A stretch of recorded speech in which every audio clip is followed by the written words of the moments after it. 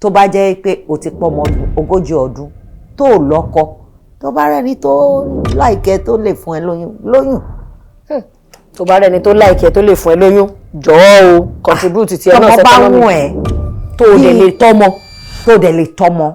eléyìí màlúù báwọn ìyá ẹ fọṣọ ṣé o rò pé màmí ẹ máa ní kílẹ̀ ìjókòó síbi kan adáyẹ lò tó ti lọ sí gbogbo ayé ló mọ̀ ó jẹ́ rárá lọ́wọ́ ọmọ kékeré kan tó yìí máa gbọ́rọ̀ sí ẹlẹ́nu tọ́rọ̀ bá ti ń dàbẹ̀ ṣé olúwẹ̀ ò ní wá wọ̀rọ̀ kan fi ṣàlà ìgbà wo ló fẹ́ bímọ yẹn sí tẹ́jọ́ máa dàgbà ẹlòmíì at 45, 50 ó ti di grandmother ìwọ́dẹ̀ sì dúró oṣù ló ń wọkọ̀ so ìgbà wo ló fẹ́ lọ́kọ ìgbà wo ló fẹ́ bímọ ìgbà wo nìwọ náà fẹ́ di grandmother lójú ẹ̀mí ẹ̀ so tó bá ti dà bẹ́ẹ̀ yẹn èmi advice tọ́lọ́ ń bá bẹ́ẹ̀ ṣe tó bá rẹ́ni tẹ́jọ́ láìka ara yín tẹ́lẹ̀ jọ bímọ pọ̀ ẹ bímọ gbẹ̀yàn ò bá bí ọmọ náà ó ń bá àlàáfíà tálàáfíà bá wà láàrin yín ṣe rí òrùka yìí ìgbèkùn ní fáwọn ẹlòmíì kò ń ṣe dandan kó wà bẹ́ẹ̀ kílé tó tòrò torí pé àwọn òbí wa wọ́n believe wípé ìwé mímọ́ sọ pé ṣùgbọ́n obìnrin mélòó ló ń bá lé mọ́ sí. everybody wà ń ta. everybody ti wà ń ta. amúlòdù ìtàláwà. ọmọ ìyá wà ní kíláàsì wọn ni mo ráyàn màmá ẹ lórí kinní lánàá. àbí. eskelebe tí ò léèlèbè. àbí. Igba ńlá dogi kan, igba ńlá dogi ẹ̀mẹ́. Igba ńlá dogi wo 17 ẹ̀. Igba ńlá dogi 17 ẹ̀mẹ́, oh my God.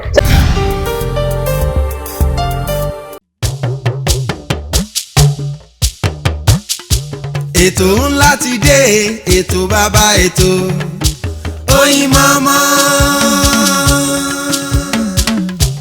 Ètò ńlá ti dé, ètò bàbá ètò sẹ́, Oyin Mama. Ẹ pè é kí n gbọ́ná, Oyin Mama, Oyin Mama, Oyin Mama, Oyin Mama. Ẹ pè é kí n túbọ̀, Oyin Mama, Oyin Mama, Oyin Mama, Oyin Mama. Ẹ káàbọ̀ padà sórí ètò wa, ètò Oyin Mama ṣẹ̀ṣẹ̀ fẹ́ bẹ̀rẹ̀ ni. Tí a bá ń gbọ́ Àbẹ̀ní Láràbá, Àmínátù tètè ń jí, ẹ má báyé ara yín jẹ́, wọ́n ti kékeré ya aṣẹ́wó, wọ́n ti wẹgbẹ́ ṣẹ́yún, ìgbà ńlá dògí, tààrà bá bàjẹ́ tán, ta lára ni ó dá o, ìgbà ńlá dò.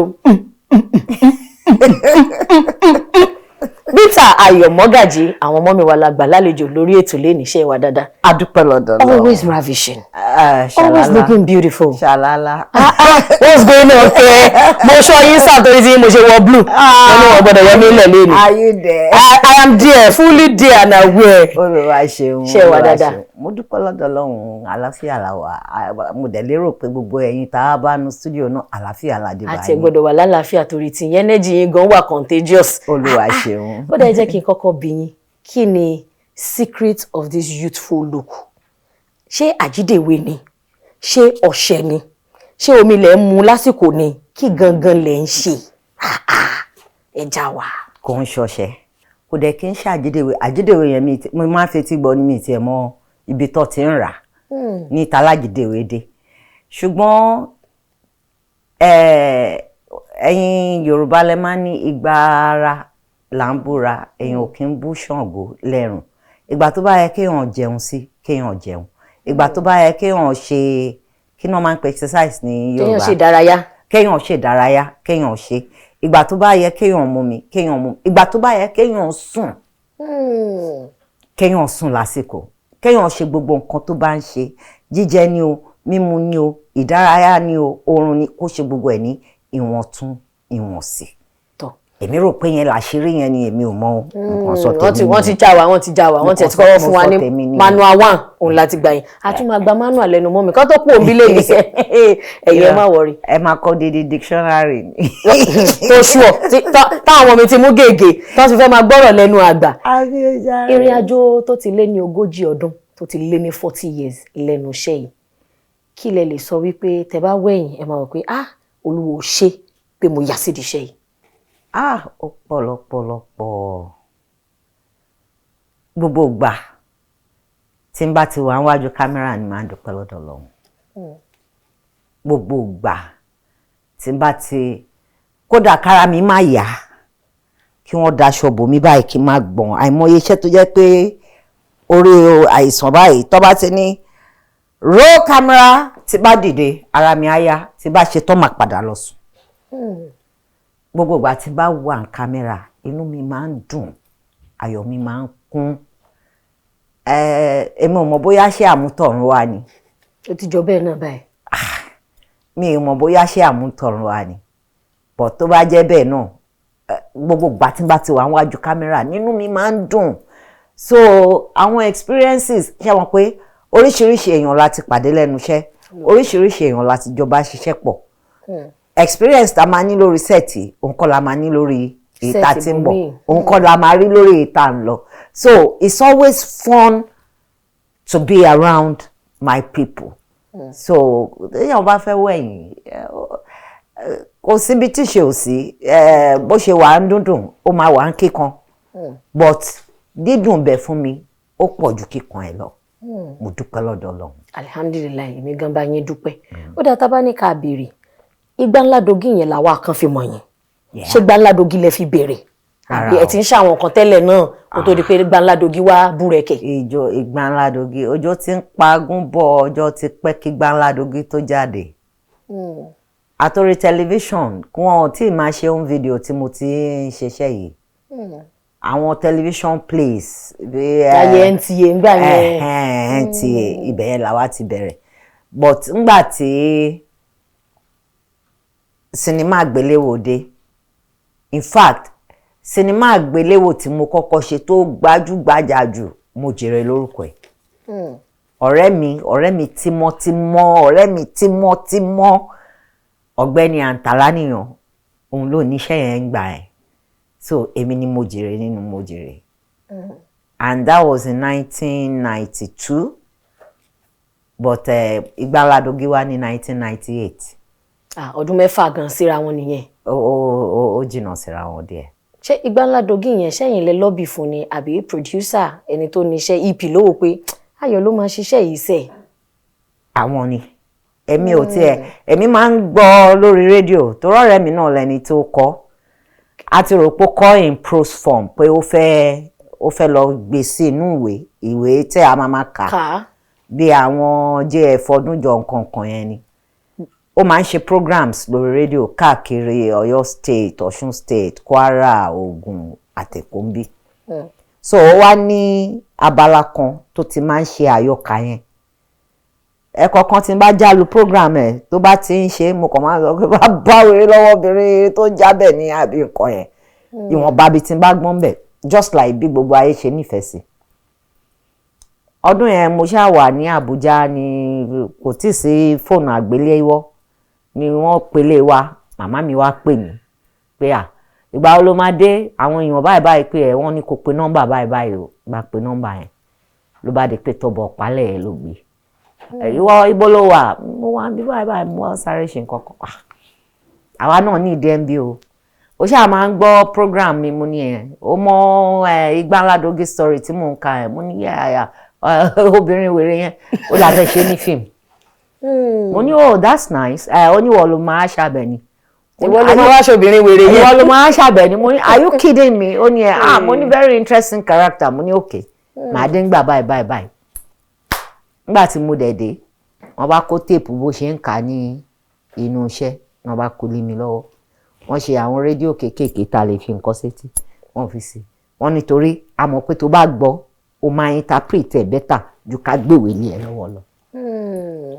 Ìgbà Ńlá Dogi ṣe wáyé nìyẹn. Ẹ̀bùn kan dẹ̀ tún nìyẹn o pé kò ṣe pé èèyàn gbọ́dọ̀ wòwe téèyàn bá ti ṣàlàyé ẹ̀ fún ẹ o ti mọ bó ṣe fẹ́ pùtẹ́. Bẹ́ẹ̀ni. Àmọ́ nínú industry ẹ wà lára àwọn tí wọ́n gborúkọ márùn ìdọ̀tí báwo lẹ ṣe tórúkọ yóò fi bàjẹ́ tá a dẹ̀ mọ̀ pé wọ́n máa ń sọ pé kódà ẹ̀yin ìyá wa kan gan àwọn ìyá wa kan wọn escape ẹ̀ àwọn náà ṣe mọ̀ ó lọ ó bọ̀ àmọ́ Ayọ̀ yẹn wà ní ó sán lórí gan báwo lẹ ṣe escape ẹ̀. Mi mọ bí mo ṣe lè dáhùn question yẹn but alhamdulilayi rabbil alamin ṣe rí wọn ní ilé ní bíbí ire kò ṣe fowó rà gbogbo nǹkan tí a bá ń ṣe láyé téèyàn bá ti ń ronú pé tó bá gbọ́n lé mo kú èèyàn máa ń yẹra fún mi. tí tán bá gbọ́n lé ikú pa mí. irọ́ wọn gbọ́dọ̀ wọn á gbọ́ pọ́mọ lágbájá ló bọ̀tí yẹn ò mí pé ńgbà táwa náà ń dàgbà o ṣe ń táwọn ẹgbẹ́ wa kan ń ṣe o bóyá bí ká lọ klọ́ọ̀bù ká bá wọn mu nǹkan díẹ̀ ká níbi tó bá ti mú ká jókòó tí wọ́n but ní ìwọ̀nba tí ò lè borúkọ ẹbí jẹ́ àwa náà ṣe yẹn ńgbà táwa kékeré and alhamdulillah wọn lè ní wọ́n rí wọn bí tán ti ń ṣe àwọn nǹkan kankan. òun náà ni mò ń sọ pé àgbórúkọ yín bẹ̀. kò ń ṣe mímọ̀ ṣe bíbí ire tí ò ṣe fowó ra yẹn ni. bíbí ire tí ò ṣe fowó ra tán bá ṣe bí èèyàn tán kọ́yàn kéèyàn tún rẹ ẹ̀kọ́ náà. kó dẹ̀ kọ́ mọ́. kó dẹ̀ kọ́ mọ́. ṣètìrí caveat ẹ̀ kó dẹ̀ kọ́ mọ́ torí àwọn parents the children of the children and the children today everybody is children. ẹ jẹ́ ká dá lọ dúró díẹ̀ ló lè máa lọ bẹ́ẹ̀ kó má délé ta fi tọ́mọ. èrè ló máa wó torí pé kó má bàa di ilé ta fi tọ́mọ kírì má bàa wo mọ́ wa lórí. ètò Oyinmomo náà la wà fún gbogbo ẹ̀yin tí ẹ ṣe darapọ̀ mọ́ wa ẹ káàbọ̀ ẹ fi kalẹ̀ sí nítorí pé igbá ńlá dogi kan igbá ńlá dogi ẹ̀mẹ́. igbá ńlá dogi wo mẹ́tàdínlọ́gbọ̀n ẹ̀. igbá ńlá dogi mẹ́tàdínlọ́gbọ̀n ẹ̀mẹ́ oh my god ṣe é pé èmi kan kọ soundtrack yẹn agbọ́njú wo igbá ńlá dogi pé ṣáwọn èèyàn báyìí wà àṣé ìdí iṣẹ́ yìí náà téèyàn ò bá ṣọ̀lẹ àwa náà láǹfààní láti lè jókòó ti àwọn ìyàwó báyìí. but funny enough ṣé mo pé story Gbànlá Dogi yẹn is a true life story. tẹ́nàntì bàbá tọ́ba kan ní àǹtí Àbẹ̀ní yẹn ńgbà tá a ṣe part 2 ẹ̀ màmá yẹn ni wọ́n fi ṣe guest of honour she was 78 years old then. wow. and she actually gave birth to 2 children, one for a governor and one for a king. tó jẹ́ pé a sọ nínú ìtàn yẹn. but unfortunately part yẹn ta ti sọ kò jáde tí ẹni tó níṣẹ́ fi dolóògbé. tó o dà ìtorí ẹ̀ náà la ṣe ń gbọ́ first hand information lẹ́nu yẹn fún àwọn tí wọn mọ̀ tọ́kọ̀ pé wọ́n kàn jó papọ̀ mọ́ ṣe kọ́ yẹn náà ló ṣe rí. àwọn kankan wà ń bẹ̀ tẹ́ pé o ti kúrò nú ẹ̀ nígbà tó fi máa jáde. àmọ́ ẹ wá jẹ́ ká wo iṣẹ́ tíátà látijọ́ tẹ̀ tí ń ṣe a rí pé púpọ̀ nú àwọn akẹgbẹ́ yín lẹ́yìn àwọn tẹjọ jẹ́sàwáwù àti àwọn tó tiẹ̀ ń bọ̀ lẹ́yìn yín náà wọ́n múṣẹ́ mi mọ̀ wọ́n níṣẹ́ tíátà ò ṣe é gbára lé nítorí owó pọ̀ ń díẹ̀. àwọn èèyàn kan dẹ̀ sọ pé rárá o iṣẹ́ tíátà yìí nìkan ni mò ń ṣe o báwo lẹ ṣe lérò wípé ó yẹ ká máa ṣe ṣẹṣẹ tíátà nídìí pé ká support ẹ pẹ̀lú business. báǹkan méjì ló dá sí. ìgbà kan wà rèé tíṣẹ́ tíátà ò tó jẹ rárá kọ́lọ́ máa mú wa. ṣùgbọ́n tó bá ṣe tọ́lọ́ ń bá ṣe bá ẹ ṣe torí kò sẹ́ni tí ò kí ń ṣèṣòwò ògùn tẹ́já bá ti sọ lódò kálukú ló máa mọ iye tó tó. ọlọ́run wa máa ń kẹ́ àwọn èèyàn kan ju èèyàn kan lọ ọlọ́run máa ń fi àwọn èèyàn kan hàn ju àwọn èèyàn kan lọ ọlọ́run máa ń jẹ́ kó dàbí ẹni pé àwọn kan mọ̀ ọ́ ṣe ju àwọn kan lọ. ọba ṣe yóò wú. èmi for instance iṣẹ́ tíátà nìkan lèmi ń ṣe. nìkan. mo tún máa ń ṣe MC. mo máa ń kọ shows. but ara àwọn owó táwa ń rí bẹ̀ a lè má ṣí shop à ń invest. so bí ìgbà tí wọ́n ṣe silent business òun nìyẹn ṣé mo rí pé kò ń ṣe dandan kí n ní mo fẹ́ lọ ṣí shop kí n máa taṣọ tàbí pé bóyá mo wà nù ọjà Bódìjà mo ń ta àpò gàrí àpò ẹ̀wà which ká ni mo fẹ́ ṣe mo lè ṣe but a ti gbìyànjú irú business bẹ́ẹ̀ rí tó jẹ́ pé níbi tíṣẹ́ tíátà wọ̀ wá lẹ́wùdè kò jẹ́ káráyè jókòó oúnjẹ ẹni ẹlẹ́ni la ṣe fún àwọn tá a fi síbẹ̀ àwọn náà jẹ ojú owó àwọn náà jèrè so kò ń jẹ́ kémi ọjà tí n bá ti lè kó sẹ́yìn búùtù mọ́tò mi kì í ta mi ò lè báyàn ta irú àwọn ṣàkóǹsìn wọ́n mọ̀ pé máa ń ta kúlíkúlí mọ́mí iṣẹ́ gbé kúlíkúlí dání o ó wá gbà bá ń kówó mi irú business tèmi lè ṣe nìyẹn torí mi ò mówó sìn but there are some of us tó jẹ́ pé business acumen wọn ó ní agbára gan ẹlòmíì nínú àwọn èèyàn wa tó jẹ́ pé kò ń ṣe tíátà gan làwọn dìídì lọ kà ń léwe, ẹlòmíì lọ ka business administration, ẹlòmíì lọ ka ṣe ẹ ti gbogbo orú nǹkan bẹ́ẹ̀ yẹn tó dẹ̀ ẹlòmíì ṣe báńkì tó jẹ́ pé wọ́n ṣe rí owó ìdíṣẹ́ yìí tọ́lọ̀ ń bá wọn ṣe wọ́n lò ó come into fruition nínú ibi tí ó ti yẹ kán lò gangan. So gbogbo akọ́ ni a mọ òwò ṣe but téèyàn bá lówó ó bẹ́tà torí iṣẹ́ yìí kò sí pension scheme o, kò sí owó pé kọ́lọ̀ máa fi bí alẹ́ pa wá, àmín, kò sówó fẹ̀yìntì nídìí iṣẹ́ tíátà, orí ọ̀fẹ́ Ọlọ́run nìkan ló wà. So irú ẹni tó bá lè já rẹ̀ pé okay o mo ní oore ọ̀fẹ́ àti máa ta kúlíkúlí, mò ń ta kọ̀ìnkọ̀ìn, mò ń ta pọ̀nmọ́ gbígbẹ o, mò ń rẹ́ni bá mi rà á o, èmi ló kù lọ́wọ́ tí ṣe máa ṣe packaging mi, mo lè brand ẹ̀ pé ìgbà ńlá dogi pọ̀nmọ́ ìgbà ńlá kí you there you know wetin I dey talk. So níwọ̀nba tí ò bá ti ní pa èèyàn lára ó dáa kéèyàn ní òwò míì tó ń ṣe torí iṣẹ́ yìí kò láyọ̀ lè kó ṣojoojúmọ́ náà ń pèèyàn, ẹni tọ́lọ́run bá ṣe ló ṣì ń rí bẹ́ẹ̀ wọ́n ní kò sí forever champion current champion ló wà. Bẹ́ẹ̀ni. Ẹ wá jẹ́ ká wò ó tá a bá ní ká padà sí inú ilé díẹ̀ ní ọmọjọ́ mẹ́ta yìí àwọn ìtàn kan táwọn èèyàn ò gbọ́ rí ẹ̀ sọ fún wa. Ṣé mo rí pé táwọn bá ń wò yín lórí fọ́nrán báyìí wọ́n á wò pé wọn ò ní problem, àwọn pípù yìí ò ní ṣòro, àwọn pípù yìí wà òkè, wọn mọ̀ pé a tún tiraka nígbà míì láti dẹ́rìn pa àwọn tó wà nílé láti ṣiṣẹ́ tó dáa fún wọn. Mo wá rí pé nínú comment section yẹn àwọn èèyàn bẹ̀rẹ̀ sí ní share testimony pé àbáwọn náà ṣe bímọ nígbà táwọn ti lé lógójì ọdún.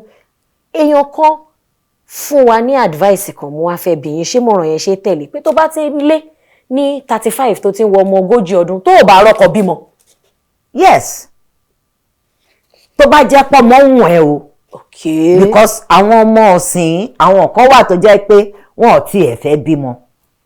Even tó bá marry gan-an wọ́n á ní kọ́kọ́ àwọn jẹ́ káwọn kọ́kọ́ gbádùn ara àwọn fún bí ọdún 5 náà. So báyà ń ba ẹ̀bọ tó bá ń lóyún ó lè má jẹ́ kọ́kọ́ ẹ̀ mọ̀ tó fi máa lọ ṣe irú àwọn yẹn kọ́ là ń sọ. But tó èèyàn bá ti ń pé ọmọ ọdún 25 tí ò bá lọ́kọ tó bá rẹ́ni tí wọ́n jọ ń rìn tí ó sọ pé mo fẹ́ fẹ́ ẹ sílé ṣùgbọ́n tá bá bímọ o bó tiẹ̀ lóhùn ò ní gbà tọ́mọ bá wẹ nìyẹn kò bímọ. Tùyẹn ni pé tí marriage ò bá ṣe lé bímọ fúnra ẹ̀. Ara ru ẹ̀rà táwa dàgbà sí nìyẹn torí pé a máa wò ó pé àti lè má rìn sí a fẹ́ achieve nǹkankan ibi tá ti ń lé achievement kiri. Ní táìmù ti lọ. Táìmù àti lọ wá fẹ́ máa wọ́kọ́ kiri wá ní àgbàlagbà máa nì. Ọmọ 35 náà ń pè lágbàlagbà yẹn o àgbàlagbà máa nì. Ó mà ti dàgbà. Eléyìí ó máa lè fọṣọ fún àwọn ọ̀yá ẹ̀.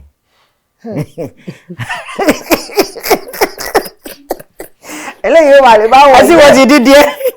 Eléyìí ó máa lè bá wọn ọ̀yá ẹ̀ fọṣọ. Ṣé o rò pé màmí ẹ̀ máa ní kílé ìjókòó síbi kan adáyẹ̀ ẹ̀ lò tó ti lọ sí gbogbo ayé ló mọ̀. Ó jẹ́ rárá lọ́wọ́ ọmọ kékeré kan tó yìí máa gbọ́rọ̀ sí ẹlẹ́nu. Tọ́rọ̀ bá ṣe ń dàbẹ̀ ṣé olúwẹ̀ ò ní wá wọ̀rọ̀ kọ́ fi ṣàlà. Ìgbà wo ló fẹ́ bímọ yẹn sí tẹ́jọ́ máa dàgbà? Ẹlòmíì at 45, 50 ó ti di grandmother. Ìwọ dẹ̀ sì dúró o sì ló ń wọkọ̀. So ìgbà wo ló fẹ́ lọ́kọ, ìgbà wo ló fẹ́ bímọ, ìgbà wo nìwọ náà fẹ́ di grandmother lójú ẹ̀mí ẹ̀. So tó bá ti dà bẹ́ẹ̀ yẹn èmi advice tọ́lọ́ ń bá bẹ́ẹ̀ ṣe tó bá rẹ́ni tẹ́jọ́ láìka ara yín tẹ́lẹ̀ jọ bímọ pọ̀ ẹ bímọ gbẹ̀yàn ò bá bímọ náà ó ń bá àlàáfíà tálàáfíà bá wà láàrin yín ṣe rí òrùka yìí ìgbèkùn ní fáwọn ẹlòmíì kò ń ṣe dandan kó wà bẹ́ẹ̀ kílé tó tòrò. Ó dáa. Torí pé àwọn òbí wa wọ́n believe wípé ìwé mímọ́ sọ pé ṣùgbọ́n obìnrin mélòó ló ń bá lé mọ́ sìn. Everybody wà ń ta. Everybody ti wà ń ta. Amúlùdùn ìtàláwà amúlùdùn ìtàláwà. Everybody wà ń ta ìyá mi. So well personal opinion mi ni o kò ń ṣe pé mo advice pé dandan but circumstantially tó bá jẹ́ pé o ti pọ̀ ọmọ 40 ọdún tó lọ́kọ tó bá rẹ́ni tó láìkẹ́ tó lè fún ẹ lóyún. tó bá rẹ́ni tó láìkẹ́ tó lè fún ẹ lóyún jọ̀ọ́ o contribute ti ẹ náà sẹ́kọ̀ọ́ bá wọ̀n ẹ́ tó dẹ̀ lè tọ́mọ bọ́mọ bá wọ̀n ẹ́ tó wà lè tọ́ o lè adopt àbí tọ́mọ bá wọ̀n ẹ́ tó bá rẹ́ni tó fẹ́ fún ẹ lọ́mọ o lè adopt. ìyẹn ò wá wọ́pọ̀ nínú society wa the notion tó máa ń gbé wá ìkan tó máa ń gbé wá dàbí pé ọmọlọ́mọ òmò ẹ̀jẹ̀ tó wà lára ọ̀dọ̀ ẹbí nìyẹn ti máa ń wá tó wọn ṣùgbọ́n ẹni tó fẹ́ adopt ọmọ yẹn òun náà ti make up mind ẹ̀ pé tẹ́nítẹ́ní ni máa fọmọ ìṣe èkìsà ń ta tán. kéèyàn má wariwo ọjà. ibi tó ń lọ ni kó kọjú sí. tọ́ ẹ wá jẹ́ kí n wo ọ̀rọ̀ òrùka tẹ́ sọ yìí ọ̀rọ̀ òrùka yìí jẹ́ kí n rántí wípé ẹlòmíà ní òrùka ni for better for worse last time bẹ́ẹ̀ náà dẹ̀ ni ìgbájú ìgbámú ní kẹríkẹrí ń bá ròde àbí báwo lọ ṣe ń sọ̀rọ̀ yẹn kí lè sọ fún àwọn Nigerian women pàápàá torí tán bá dé tàǹgbà mi lọ́ máa ń lè sọ̀rọ̀ pé all that glitter is not good kò dẹ̀ rí bẹ́ẹ̀ ṣe rò yẹn àmọ́ wọn ò lè jáde kí ló sọ wọ́n mọ́ bí tán ti ń gba ojú wọn. Well oníkùn ló mọ̀ọ́kà ìwọ tí ojú òkú pa síbi tó ti ń gbẹ lójú gbẹ ẹni mú ó lè ní nǹkan tó rí ń bẹ. wọ́n lè fi ṣàwó wọ́n lè fi dọ́rẹ̀ẹ́ wọ́n lè fi ó dẹ̀ lè wo wípé òun ò bá bàbá àtìyá òun ní títúká ṣe báwọn náà jàre ó possible. ìmọ̀ràn tẹ́mi kan máa gbà tí ó bá ti ń di kẹ́ríkẹ́rì òun ni wípé má jẹ́ kí wọ́n tan candle light fún ẹ o kó tó di pé wàá jáde ńbẹ̀. Understanding, tolerance ó ṣe pàtàkì gan nínú ìgbéyàwó àti trust. tó bá ti nígbàgbọ́ pé ìyàwó mi tó bá sọ wípé ojúwòye lòun lọ wọn ní bá lójú ẹlẹ́gbàá. kéèyàn kan wá dé kó wá ní ojú ẹlẹ́gbàá ni mo ti rí kọ́kọ́ yẹn wá dáhùn pé tó bá rí lójú ẹlẹ́gbàá bóyá traffic wà tí mọ́tò ẹ̀ deviate lọ gbàbẹ̀ ni ibi tó dágbére fún mi ló máa wà. ṣe mọ̀ wípé ó lè jẹ́ ojú ẹlẹ́gbàá náà ti rí ìyàwó ẹ̀ lóòótọ́ bọ̀ ó ti pọ̀tà lẹ́nu mọ́ pé dákẹ́ n tó bá mú ẹ rí ń bẹ̀ ó ní nǹkan tó lọ ṣe. Trust ni àbí. bẹ́ẹ̀ni ìgbàgbọ́. Trust ìfọkàntán. ó fọkàntán ó mọ̀ pé tó bá délé peradventure tó bá rí lójú ẹlẹ́gbàá lóòótọ́ kóhun tó bí fúnra rẹ̀ ló máa ní sweetheart ṣé mo mọ̀ pé ojúwò ẹ̀ tí mo lọ yẹn bọ́n ṣe ní sales wà níbi ojú ẹlẹ́gbàá yẹn mo kàn wó pé jẹ́ kí n lo advantage yẹn kí n débẹ̀ bí mo ṣe yà lójú ẹlẹ́gbàá nìyẹn ṣé mo pọ́kọ ẹ̀kọ́ ló kó èrè ẹ̀. ọkọ ẹ̀ ti nígbàgbọ́ pé tó bá jẹ́ pọ̀ lọ rí lójú ẹlẹ́gbàá o á sọ fún ara wọn. ìfọkàntán ló ń jẹ́ bẹ́ẹ̀ that is trust. Understanding náà wà nù ẹ̀. Understanding wà bẹ́ẹ̀ pé wọn bá lo 50 years pé ṣorí bó ṣe wọlé tí n bá bí ní nǹkan sí inú máa bí jẹ́ n filẹ̀. nǹkan tó fẹ́ bí tó mọ̀ kó máa bí inú yẹn ó yìí máa bí bọ̀ kò ní bí ní wákàtí ọ̀rọ̀ yẹn. ó mọ àgbékalẹ̀ ó mọ̀gbà tó yẹ kó ó mọ̀gbà tó máa gbé kalẹ̀ tẹ̀ríntẹ̀rín tó jẹ́ pé ó máa rojọ́ ẹ̀ kọjá bí tó bá yẹ kó ròde fún. Understanding nìyẹn. Then mi fi gbogbo ara mọ Yorùbá tolerance. Ìfaradà kọ́ nìyẹn. Ìfaradà tàbí àforítì. Mo lè lówó lọ́wọ́ kọ́kọ́ mi máa ní ìyẹn ò mí nǹkan ṣọlẹ̀. ọkọ mi lè lówó kó jẹ́ pé fúnra rẹ̀ ló máa insist pé kí n jẹ́ housewife ìyẹn náà mí pé tèmi náà bá bọ́ sí ìdí ọjà kan mi ò lè rí ta. But tí nǹkan bá lọ́jà tí kálukú lè lọ wọ́n lè jọ forítì fúnra wọn ọ̀tọ̀ láyé bẹ̀yẹn. Ṣùgbọ́n tó bá ti wá di pé máa lọ wájú mọ̀ ń wẹ̀ yẹn ọkùnrin mélòó ló bá sọ̀rọ̀ ńgbà tí mi ò sí ń bẹ̀ obìnrin mélòó ló wá bẹ́ẹ̀ sọ̀rọ̀ ṣáyé ìyá ẹ fẹ́ bàjẹ́ ni kò mú ìyá ẹ wá sílé ọkọ. Orí àwọn baba ńlá bàbá ẹ̀ burú ni kò àwọn baba ńlá bàbá ẹ̀ àwọn fọ́fadà ẹ̀ wọ́n ti kú tipẹ́ tí wọ́n ti lọ fọwọ́ rọ́gì gbàgbé. Èmi ni mò ń bẹ̀ sọ̀rọ̀ ló gbàgbọ́ tó bá ti pọ̀ jù Yorùbá ní palẹ̀ kìíní palẹ̀ kejì tójú yẹn ò bá fọ́ bọ̀nàbọ̀nà ló máa dà. Black and white ló máa dà. Irú ẹni bẹ́ẹ̀ tó bá ti lọ́mọ kó dúró kó ṣe ìyá àwọn ọmọ ẹ̀ o kò ṣe dandan kó kú síbẹ̀ o torí tó bá kú ẹlòmíì náà máa pè tó máa tọ́jú àwọn ọmọ yẹn tó máa gbá wọn kù. Èkó tí wo ò lè gbá wọn. tí wo ò lè gbá wọn so ó bẹ́tà kó ra kó ẹrù ẹ tó fẹ́ jókòó ti yẹn làwọn ọmọ yẹn kó wọn jáde kó wọn kàn má bẹ̀ẹ̀ kàn wọ́n kò. kẹ̀dẹ̀ máa ju wọn síra yín látòkèèrè Jésù Olúwa wa. Àmín. Tọ́ níbi tí a bá dé yìí abala fun fact òun la fẹ́ wọnú ẹ̀ Bọ́láńlé onísítórì a máa sọ ìtàn ìlú àwa tí a jẹ́ adúláwọ̀ ń bíbá ní ilẹ̀ káàárọ̀ òjìrè bóyá àwọn ìtàn ìlú ó ti sọ̀tàn Ògbómọ̀ṣọ́ rí ìtàn Ọ̀yọ́ ìtàn Ìbàdàn àti bẹ́ẹ̀ bẹ́ẹ̀ lọ àmọ́ ẹ jẹ́ kí n wá béèrè lọ́wọ́ yín kó tó di pa lọ sọ́dọ̀ Bọ́láńlé onísítórì ọba tó ń jẹ nílùú Ìbàdàn kí ni àkọlé orúkọ ọba tí wọ́n fún wọn. Olúbàdàn ni. Olúbàdàn ti ìlú Ìbàdàn. ti ìlú Ìbàdàn àwọn bàbá wa tó wà níjẹ̀bú ńkọ́. Àwùjalẹ̀ ni. Àwùjalẹ̀ tún làwọn náà. ti Ìjẹ̀bú Òde. ti Ìjẹ̀bú Òde tábà ní ká lọ sóṣogbo ńkọ́. Àtaọjà. Àtaọjà. lórúkọ ọba Òṣogbo. tábà ní ká mú lẹ́dẹ̀ ńkọ́. Ẹdẹ Màpó Àrògùn Tìmì. Ó ṣe ìyá ìbọ́sì bẹ́ẹ̀ mi tábà ní ká lọ sí Adó ńkọ́. Ewí ni. Ewí ni bẹ́ẹ̀ni ọmọ olókè méjì takọtabo ládó Ewí. bẹ́ẹ̀ni ó ṣe tábà ní ká wá sí Ẹ̀gbá. Ẹ̀gbá Aláké. Ọba 5 ló wà lẹ́gbàá. ẹ ṣáà wò. ṣùgbọ́n the paramount ọba wọn is Aláké. Ọ̀ṣìnlẹ̀ Òkè Ọ̀nà wà. Alágùrá of Gbàgùrá wà. Olówù of Òwú wà. Kí lorúkọ bá wọn ní Ìgbòrè báyìí mo ṣàmọ̀ pé 5 ni Ọ̀ṣìnlẹ̀ Òkè Ọ̀nà Alágbòrè Olówù Aláké ó tún wá kọ ẹyọ kan. ẹ tiẹ̀ ti try ọmọ tó bá gba 4/5 ọlọ́run ẹ̀ra bisikíìtì fún torógbìn yanjú. wẹ́rẹ́dẹ̀ kómìdè and love now that day is over. Bínta Ayọ̀ Mogaji la gbà lálejò lórí ètò lénìí a dẹ̀ ti fọ̀rọ̀ jomi tó rọrọ̀ kódà mọ́mì ti fún wa ní ọ̀rọ̀ ìmọ̀ràn fún àwa tí a wà nílé ọkọ mo mọ̀ wípé tẹ́ bá wò ó nígbà mi ó lè má yé yín lálákọ̀ọ́kọ́ ẹ̀tún wò kẹ̀tún gbọ́ àṣẹ̀ṣẹ̀ wá sẹ́tù àṣẹwà yé yín àwọn mọ́mì ẹ jẹ́ kí n béèrè lọ́wọ́ yín a mọ̀ wípé tán bá pè yín síbi iṣẹ́ oníṣẹ́ ẹ̀ ń bá wọn ṣe iṣẹ́ mélòó ló ti jáde láti Ayo Mogaji Productions àti pé kí ni ká máa retí ṣáà ń lọ sínímà náà ni àbúrí YouTube láwà àbágbéléwò. For right now gẹ́gẹ́ bí mi ti sọ láti bẹ̀rẹ̀ òṣèré tíátà lè mi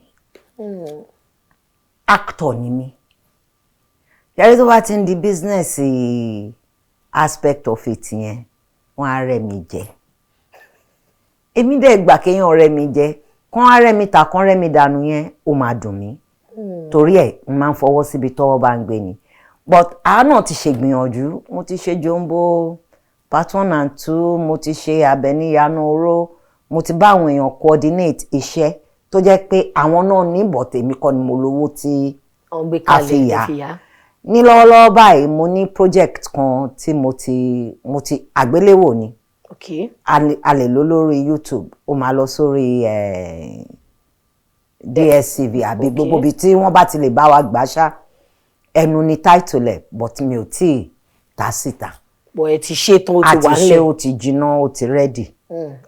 ẹnu kẹ́ni gbogbo wa kó má pa wá. ẹnu mi ra kó bá mi ẹjọ́ ẹlẹ́jọ́ máa tò kí yan ìkànlá mú mi wá lùbí ọ̀rọ̀ máa gbẹ̀yìn yọ kí máa ní kí yọ̀ tó tẹrùn mi. àbí ẹnu mi ra kó bá mi. àtẹnujẹ ló pa Súlè Gbèrà lọ́jọ́ sí ẹnu wa ò ní pa wá. àmín. ìyẹn wà bẹ́ẹ̀ so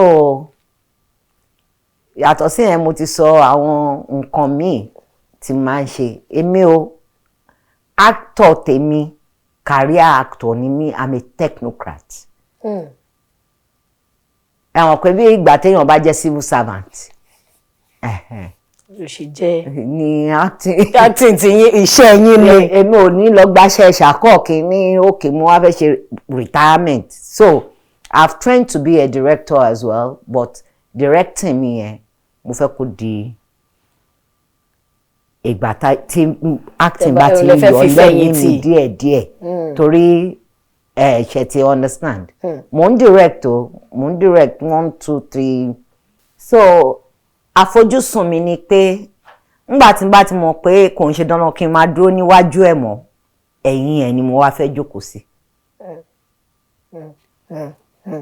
kò ti yé mi. ṣùgbọ́n kò ń ṣe pé máa jáde kúrò nínú sáàkù iṣẹ́ tí n bá ti dúró wájú ẹ̀ báyìí èmi á wá wà lẹ́yìn ẹ̀ bí àwọn ṣàkọ yẹn.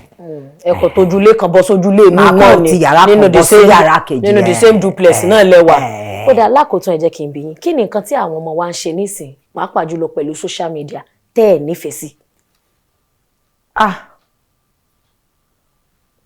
ẹ má jẹ́ kí n purọ́ tàn yín mi ò ń ṣe social media freak tó yẹn ìwọ̀nba àwọn tí mò ń tẹ̀lé ni mò ń rí fọ́tò wọn àwọn tí mi ò tẹ̀lé mi ò lè mọ nǹkan tó ṣe mo lè fetí gbọ́ o so àwọn tó ń ṣe skit wọ́n ń ṣe ó wà pa àwọn kan wọ́n náà rìn o mi ò tí ìbò ní òun pàdé. náà mi ò tẹ̀ kí n tẹ̀ ó lójú èèyàn tí mò ń tẹ̀lé kéré púpọ̀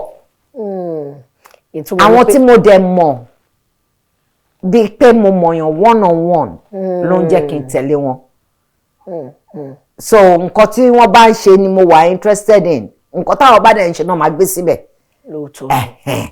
So kò jẹ́ kí n torí analog ni mímí ò wà digitalized tó gbogbo. ok ẹ jẹ́ kí n fún ilé example kan lẹ́nu mọ́jọ́ mẹ́ta ya ti rí i pé tí ọ̀rọ̀ bá ṣẹlẹ̀ nínú ilé kódà láàrin ọmọ sí bàbá ọmọ sí ìyá àwọn ọmọ yẹn ń bọ̀ lórí social media láti wá fẹjọ́ àwọn bàbá wọn àtàwọn ìyá wọn. mo kúkú ń gbọ́ mò ń gbọ́ táwọn èèyàn máa sọ màá ní ìgbà ó ló ṣẹlẹ̀ ó yá mu wá jẹ́ ń wò bọ́tẹ́ ní rí lórí tọ̀dọ̀ tèmi so mo máa ń rí lórí ọ̀dọ̀ àwọn ẹlòmíì tó jẹ́ pé wọ́n á ní ẹnìkan orúkọ kan ló ń jẹ́ ẹnìkan blogger ni ẹnìkan kìíní kan mi ò ní blog kankan tí mò ń tẹ̀lé torí tí ò bá gbọ́yìn kì í inú ò ní bàjẹ́. ó dà ẹ wá jẹ́ ká fi yẹn ṣe ìmọ̀ràn ṣó dáa ká máa kó ọ̀rọ̀ nulẹ̀ ká máa kó lọ síta ayélujára kò dáa bọ̀tí kílẹ̀ yín náà sọ́nsìn atọ́kùn ẹ̀ láyé ti lu jára tó bá jẹ́ pé láti inú ilé wọ́n ti kóró àwọn ọmọ tó ń ṣe yẹn níjàánu ni wọn ò ní gbéra wọn lọ sórí ayélujára tó wọ́n ti gbàgbé pé àtúbọ̀tán wà ọ̀ pé nǹkan kan wà tá à ń pè látúbọ̀tán pẹ́pẹ́pẹ́ sẹ́yìn ó ti lé níbi 20 ọdún mo ṣe interview kan wọ́n ń béèrè lọ́wọ́ mi ẹnìkan tèmi pẹ̀lú ẹjọ́ ń jáde ńgbà yẹn tajọ ẹmọ ìgbà yẹn a sì kéré dáadáa kí ló ṣẹlẹ̀ láàrin wa mo ní ẹ lọ bẹ́ẹ̀ nìyẹn tó bá rojọ́ fún yín kẹ́ padà wá bá mi mo ní torí mi ò ní rojọ́ tó jẹ́ pé lọ́jọ́ iwájú tí n bá bímọ àmọ́rú yín tẹ máa gbé pépà síwájú ọmọ mi pé wo bí wà bẹ́ẹ̀ àti yẹ́ ṣe ń ṣẹlẹ̀ yàbí ọdún léyà gbogbo ń tẹ̀ ń wò lọ́wọ́ tí wọ́n ń gbé lórí àti adéjára yẹn wọ́n sì máa fi bú àwọn ọmọ wọn wọ́n á fi bú àrọ̀mọdọ́mọ àwọn òró lọ́bẹ̀ yẹn iṣẹ́ mọ̀ pé gbogbo wa popularity lẹ́ni everybody ń wá ìgbékùgbé tó bá gbé síbẹ̀ iye yẹn ni àwọn èrò tó máa tẹ̀lé ẹ fi máa tẹ̀lé ẹ iye yẹn lówó tó máa já níbi tó bá ti máa já ṣùgbọ́n ṣáà ronú pé kí ló lè tẹ̀yìn ẹ̀ yọ. kíyàn ronú pé kí ló lè tẹ̀yìn ẹ̀ yọ. àtúbọ̀tán. ọmọ ẹ̀ á wà ní kíláàsì wọn ni mo ráyàn màmá ẹ̀ lórí kinní lánàá. ẹ̀bà. àbí. eskelebe tí ò léèlèbè. àbí. bẹ́ẹ̀ náà ni. torí kí nǹkan tó ẹ̀ tó tún ṣẹlẹ̀ báyìí tí wọ́n á ti lọ dí ìgẹ̀ wá àbí ìwọ́kọ̀ yìí. bẹ́ẹ̀ ni. Jésù ló fa ayé ẹ̀ fún Jésù ìwọ́kọ̀ yìí. so ó yẹ kò sẹ́ni tí ò kí ń lọ bẹ̀ bọ̀ ká mọ ohun tá a máa gbé lọ ká máa ṣọ́ra ṣe torí àwọn ọmọ. ọ̀rọ̀ yẹn ní ìbùkún ni fún ọmọ ọ̀dọ̀ náà tó bá fọgbọ́n ṣe tó apply wisdom ọgbọ́n ló ń jẹ́ bẹ́ẹ̀. mọ́mì láti ọ̀dọ̀ aláṣẹ àti olùdarí iléeṣẹ́ AK Media Studios wọ́n ní àgbà òṣèré la gbé wálé ni o àmọ́ kò ní da bẹ́ẹ̀ bóyá ṣe kéré tó wọ́n gbọ́dọ̀ bá wa fi ọwọ́ ọ̀fẹ́ bá a nítorí tiwọn náà la ṣe ṣètò ẹ̀ láti ọ̀dọ̀ aláṣẹ àti olùdarí iléeṣẹ́ AK Media Studios tí wọ́n ṣe agbátẹrù àti onígbọ̀wọ́ ètò Oyinmomo wọ́n ní ká gbé fún yín pé mọ́mí ó kéré gan pé ẹ má bínú. díẹ̀ náà tó nínú nǹkan ní nǹkan ẹ ló kéré gan àbí. ṣe bẹ́ẹ̀yàn ni ká dúpẹ́ lọ́wọ́ ẹni tó rí ni tó mọ́jú èèyàn lèèyàn kọjá lẹ́gbẹ̀ẹ́ ni òwò bẹ̀ rárá ẹ ṣé o iléeṣẹ́ AK Media àti olóòtú àti atọ́kùn àti gbogbo ẹ̀yin tẹ́ ń ṣiṣẹ́ lórí Oyinmomo mo dúpẹ́ lọ́wọ́ yín ẹ ṣé tẹ́ kà mí yẹ pé ó yẹ kémi náà wá sórí ètò yìí iná ò ní tán owó yín o iléeṣẹ́ yín á máa lókè sí o gbogbo ohun tẹ́ bá ń báráyé sọ ó máa bọ́ sétí wọn, ó máa dùn mọ́ wọn nínú, ó máa fi wọ́n lọ́kàn balẹ̀ ni. Iléeṣẹ́ yín ò ní jóná o. General àdúrà ni iléeṣẹ́ yín ò ní jóná o. Kí iléeṣẹ́ gan má jóná àti iléeṣẹ́ ara àti iléeṣẹ́ mi tó bá lana kò sí tó dá mbẹ. Ọlọ́run ò ní jẹ́ kí iléeṣẹ́ yín jóná. A dẹ̀ máa rí dáadáa bára wa ṣe. Àmín. Tó mi gbọ́dọ̀ polówó pé bóyá mọ́mí ń wọkọ̀ àbí wọ́n wá boyfriend because wọ́n láwọn wá òkè dó èmi fẹ́ wò pé bóyá kí n fẹ́ wọn fọba Saudi so that means. Tó bá wá náà máa gbà bẹ́ẹ̀. Ẹ máa lọ bẹ́ẹ̀. Bẹ́ẹ̀ ni. Ìyẹn ni gan ló máa dá korun tó kàn mí á máa tọ́dún méjì. Ibo ni mọ́mí tún gbáyọ̀ sí wáyé sí ajẹ́pẹ̀yìn òtí ẹ̀yìn òkúndùn ẹ̀rí bí bèbè yẹn ni tẹ́ fi wọ́n lọ́dún méjì. Ṣàkọ́ ọ̀kọ́ arúgbó la máa padà wí ìlú yín fún bẹ́ẹ̀ ṣe wá. Ṣàkọ́ náà gan bí nọ́mbà 300 and something ni máa wà ń bẹ̀. Ọdún kan àti fẹ́ yí ipò tán. Kẹ́ tó mọ̀ pé tọ́ọ̀nù mi ni ẹ̀dọ́dọ̀ wa náà ẹ̀kọ́lẹ̀ kan bí. Ẹyẹ wa lórí ètò yìí wọn mọ̀ ń wà ká máa dáṣà yẹn lọ, ká máa dẹ́fẹ̀ yẹn lọ, ká máa kọ́ ọgbọ́n yẹn lọ. Àmọ́ mo lérò wípé èyí tí ìyá wa ti mú fún wa lénìí àtúnmáàrí lò. Wọ́n sọ àwọn ọ̀rọ̀ tó dẹ̀ jẹ́ pé ẹni tó bá ní ọgbọ́n tọ́lọ́run bá jogún ìmọ̀ àti òye fún òun ló máa yé. Ẹ má jẹ́ kí a para wa síbi tí wọn ti nífẹ̀ẹ́ wa. Bá a ṣe bẹ̀rẹ̀ lóòótọ́ ló máa ń wà lọ́kọ̀ púpọ̀ nù wa àmọ́ kò sẹ́ni tó mọ bá a ṣe máa parí ẹ̀. Ṣé àwa fẹ́ parí ẹ̀ síbi tí ò dáa ni àwọn ọmọ wa ń kọ́ kí ló máa sọ nípa wa. Ẹ jẹ́ ká wo ìwà ọwọ́ wa. Orúkọ tèmi ni Olúwadámilọ́lá ọmọ Bánirẹ́. Ká tó fi ire àti ayọ̀ àti ìdùnnú pàdé níjọ́ mìíràn. Gẹ́gẹ́ bẹ́ẹ̀ ṣe mọ̀ pé mo máa ń sọ wípé má kọjá ìyẹ ibi tán bá pè ẹ sí má lọ bẹ wọn wá ẹni ọ̀rọ̀ tán bá fi lọ ẹ tán bá sọ sétí ẹ má dá sí bí bọ̀dá Tájù ṣe gba blow lẹ́yìn níjọ́ kìíní àná nìyẹn bọ́n ṣe ni wọ́n ń jà bẹ́ẹ̀ lọ níta ló ń jà àfi wì a ṣe ń wá dókítà tó máa bá wa fi eyín sí fún wọn. Ọlọ́run má jẹ́ kí tiwa bàjẹ́ kí tẹlòmíì lè dà ó dìgbà kan náà.